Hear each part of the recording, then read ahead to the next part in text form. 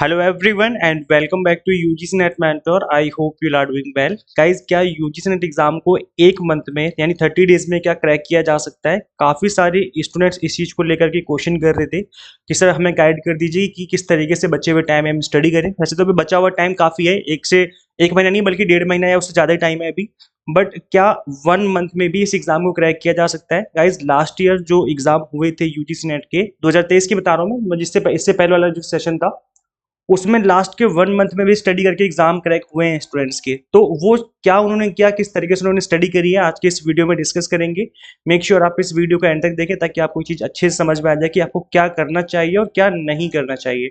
इन चीज़ों को समझना बहुत जरूरी है। इससे पहले हम गाइस आगे बढ़, मैं आपको बता दूं कि मैं इस चैनल पे आपको यूजीसी नेट से related, assistant professor job and PhD से रिलेटेड अपडेट देता रहता हूं। सो मेक श्योर आप इस चैनल को सब्सक्राइब कर लें ताकि आपको अपकमिंग वीडियोस के सभी नोटिफिकेशन मिलते रहें। देखिएगा, इसमें सबसे पहले हम बात करेंगे कि पेपर 1 और पेपर 2 दोनों के बारे में बात करेंगे हम। पेपर 1 जो होता है that is common for all, सभी के लिए, किसी भी सब्जेक्ट से आप बिलोंग करते हो आपके लिए कॉमन है, वो आपको देना ही देना है। और पेपर 2 जो है वो आपका सब्जेक्ट होता है, जिस भी सब्जेक्ट में हमने ग्रेजुएशन पोस्ट ग्रेजुएशन करी है वही होता है। तो अगर हम बात करें पेपर 2 की, तो ये आपके लिए बोनस के जैसे काम करता है। बोनस का मतलब ये होता है कि जिस रास्ते पे आप ऑलरेडी चल चुके हो उसी रास्ते पे आपको दोबारा से चलना है। आपको पता है कि वो रास्ता कैसा है, क्योंकि आपने ऑलरेडी ग्रेजुएशन कर रखी है, आपने पोस्ट ग्रेजुएशन कर रखी है, आपको पता है कि आपके सब्जेक्ट क्या है, क्या आपके सब्जेक्ट में टॉपिक्स हैं, आपने कितना पढ़ा है, कहाँ से पढ़ा है, कौन सी बुक्स आपने यूज करी, सब कुछ आपको पता है। तो ये वो वाला रास्ता है जिस पे आप ऑलरेडी चल चुके हो, बस आपको करना क्या है, उसी रास्ते पे आपको दोबारा चलना है। और दोबारा का मतलब होता है रिवीजन। जब आप दोबारा चलते हो, दोबारा किसी काम को करते हो, उसका मतलब है कि आप रिवीजन कर रहे हो। तो पेपर 2 की आपको इतनी टेंशन नहीं लेनी कि बहुत कम टाइम बचा हुआ है, सिलेबस बहुत लेंदी है। हाँ, मानता हूं मैं, पेपर 2 का सिलेबस काफी लेंथी होता है बिकॉज 10 यूनिट्स होते हैं और काफी लेंथी सिलेबस हो जाता है। लेकिन आप इस चीज को याद रखिए कि आपने उन चीजों को ऑलरेडी पढ़ा हुआ है, आपने ग्रेजुएशन में पोस्ट ग्रेजुएशन में ऑलरेडी उनको पढ़ा हुआ है, बस आपको सिंपल तरीके से रिवीजन करनी है। अब आप बोलोगे सर कि सिलेबस बहुत ज्यादा है, रिवीजन करने में बहुत टाइम लग जाएगा। तो रिवीजन आपको कंप्लीट तरीके से A to Z टॉपिक नहीं पढ़ने हैं, क्योंकि हर यूनिट से, हर टॉपिक से क्वेश्चन नहीं बनते हैं। लेकिन हर यूनिट से कुछ टॉपिक ऐसे जरूर होते हैं जैसे बार बार क्वेश्चन बनते रहते हैं।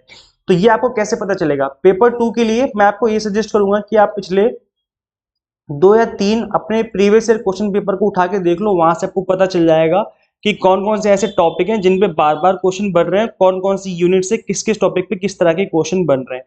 ये मैं आपको स्मार्ट तरीका बता रहा हूँ और आपको स्मार्ट तरीका ही यूज करना चाहिए बचे हुए टाइम में।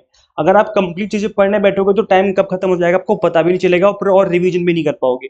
तो स्मार्ट तरीका यही है कि पिछले 2-3 प्रीवियस ईयर के पेपर उठाओ और उसको ऑब्जर्व करो, रटो मत बैठ करके, बहुत टाइम लग जाएगा। बस आपको ऑब्जर्व करना है और ये देखना है कि भाई किस टॉपिक से, किस यूनिट से किस तरह के क्वेश्चन पूछे गए हैं एग्जाम में। अब उसके बाद आपको पेपर 2 की उसी तरीके से स्टडी करनी है, उस तरीके से आप रिवीजन कर सकते हो या आप कह सकते हो कि आपको स्टडी करनी है। आप स्टडी कहाँ से करें? देखो, बेस्ट तरीका यही है कि जो भी आपकी ग्रेजुएशन या पोस्ट ग्रेजुएशन की बुक्स हैं, आप उन बुक्स को निकालो और जो भी आपने टॉपिक ऑब्जर्व करे उन टॉपिक को वहां से कवर कर लो। अब ये मिनिमम टाइम में तो यही हो सकता है, या फिर आप कोई कोर्स ज्वाइन कर सकते हो, या आप कोई मार्केट से बुक ले सकते हो, जो भी आपको बेस्ट लगे, बिकॉज टाइम काफी कम बचा हुआ है। ऐसे में जितना लिमिटेड मटेरियल होगा उतने पे आपको फोकस करने की जरूरत है। अच्छा, आप कहीं कोर्स ले रहे हो, कहीं क्लास ले रहे हो, तो याद रखिए उस क्लास में आपका टाइम वेस्ट ना हो, क्योंकि मैंने देखा है कि कई बार क्या होता है कि टाइम वेस्ट बहुत ज्यादा क्लासों में हो जाता है। कई बार आपको टीचर पढ़ाते कम है और इधर उधर की बातें ज्यादा ज्यादा करते हैं, तो वो फिर आपका कंप्लीट टाइम वेस्ट है। अगर 1 घंटे की क्लास अगर आप ले रहे हो तो उस कंप्लीट 1 घंटे को यूटिलाइज करना है, उस कंप्लीट 1 घंटे में पढ़ना है। ये नहीं कि इधर उधर की 10 तरह की कहानियां सुनाई जा रही है उस क्लास में। ऐसी क्लास तो वेस्ट ऑफ टाइम है, कंप्लीट आपका टाइम वेस्ट हो जाएगा उसमें। तो आपको अगर 1 घंटा स्टडी करना है तो बिल्कुल कॉन्सेंट्रेट होकर के स्टडी करना है, टू द पॉइंट आपको रहना है, टॉपिक पे स्टिक रहना है। अगर आपके टीचर आपको इधर उधर भटकाते हैं, कोई कहानियां सुनाने स्टार्ट कर देते हैं, क्योंकि टाइम बहुत कम बचा हुआ है, 1 या 1.5 महीने का टाइम बचा हुआ है, ऐसे में कहानियां सुनने का टाइम नहीं है, पढ़ने का टाइम है। तो इसलिए मैं आपको ये सजेस्ट करूंगा कि जहां भी आप स्टडी करो आप इस चीज पर फोकस करें कि आपका टाइम बिल्कुल भी वेस्ट ना हो। ये थी पेपर 2 की स्ट्रेटेजी। अगर हम बात करें पेपर 1 की स्ट्रेटेजी, देन अगेन मैं आपको वही सजेस्ट करूंगा कि हर एक यूनिट से कुछ टॉपिक काफी स्कोरिंग होते हैं। हर एक यूनिट के अंदर से कुछ टॉपिक ऐसे होते हैं जो कि बहुत स्कोरिंग होते हैं और वहां से बार बार क्वेश्चन बनते रहते हैं एग्जाम में। अगर आपको मैथ से डर लगता है, डीआई से डर लगता है, लॉजिकल रीजनिंग से डर लगता है, तो डरने की जरूरत नहीं है, बिकॉज मैंने इन टॉपिक को बहुत ही ईजी वे में एक्सप्लेन किया हुआ है, और ये जो लेक्चर्स है मैंने यूट्यूब पर भी डाले हुए हैं। अब यूट्यूब पर ये जो लेक्चर्स है वो कहाँ से मिलेंगे, और आपको स्कोरिंग टॉपिक का पता कैसे चलेगा कि पेपर वन के अंदर कौन कौन से स्कोरिंग टॉपिक है। तो इसके लिए मैंने आपको एक कंप्लीट यहाँ पर इंपॉर्टेंट टॉपिक सीरीज मैंने सजेस्ट करी हुई थी, पहले भी मैंने आपको बताया था इसके बारे में। मैं आपको दोबारा से बता रहा हूँ कि पेपर वन के ऑल 10 यूनिट्स के जो एवरग्रीन टॉपिक है, जो कि सबसे ज्यादा स्कोरिंग वाले टॉपिक है, इनको मैंने यहाँ पर कवर किया हुआ है।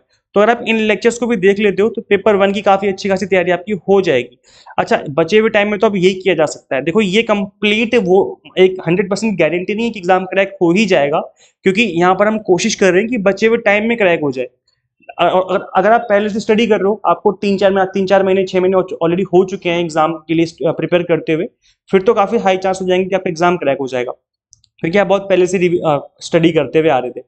अब देखो, पेपर वन के और पेपर टू के इन टॉपिक्स को जब आप कवर कर लेंगे, जिनकी मैंने बात करी है, भी जो एवरग्रीन और मोस्ट स्कोरिंग टॉपिक होते हैं, इनको कवर करने के बाद इनकी रिवीजन भी करनी है। याद रखिए, रिवीजन जब तक आप नहीं करेंगे आप चीजों को भूल जाएंगे, और भूलना एक इतनी बड़ी मिस्टेक हो जाती है एग्जाम में, बिकॉज आपकी जो जितनी भी पढ़ी पढ़ाई मेहनत है, जो भी आपने मेहनत करी, सब बेकार हो जाती है।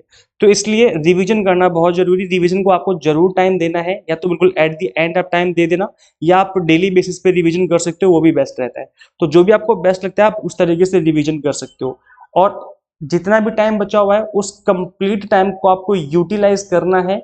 आपको कोई भी कहीं भी किसी भी तरह के कंटेंट पे, इस तरह का कंटेंट जो कि बिल्कुल भी वेस्ट ऑफ टाइम है, कोई 1 घंटे की क्लास ले रहा है, 4 घंटे की क्लास ले रहा है, 10 घंटे की मैराथन चल रही है, लेकिन उस 10 घंटे की मैराथन में 8 घंटे तो गाने गाए जा रहे हैं, लोग गाने गा रहे हैं क्लासों में। तो ये क्या है, ये आपका कंप्लीट टाइम वेस्ट हुआ ना। उस 8 घंटे में आपने कितने घंटे स्टडी करी? सिर्फ 2 घंटे स्टडी करी। तो भाई 2 घंटे ही स्टडी कर लो ना, क्यों 8 घंटे वेस्ट कर रहे हो? तो कहने का मतलब ये है, मैं किसी को भी ये नहीं कह रहा कि कोई गलत कर रहा है कोई अच्छा कर रहा है, बस आपको इस चीज को फोकस करना है कि अब आपको डिसाइड करना है कि आपको टाइम वेस्ट करना है या आपको कॉन्सेंट्रेट होकर के स्टडी करनी है। बिकॉज बचे हुए टाइम में जितना ज्यादा आप कॉन्सेंट्रेट करोगे उतना बेस्ट होगा आपकी स्टडी के लिए। तो इन चीजों को ध्यान में रखकर आपको स्टडी करनी है। इसके अलावा गाइस देखो, हमने आपके लिए यहाँ पर प्रिपरेशन स्पीड बूस्टर भी कोर्स लॉन्च किए थे, जिसमें आपको टू द पॉइंट एक्सप्लेनेशन मैंने दिया हुआ है।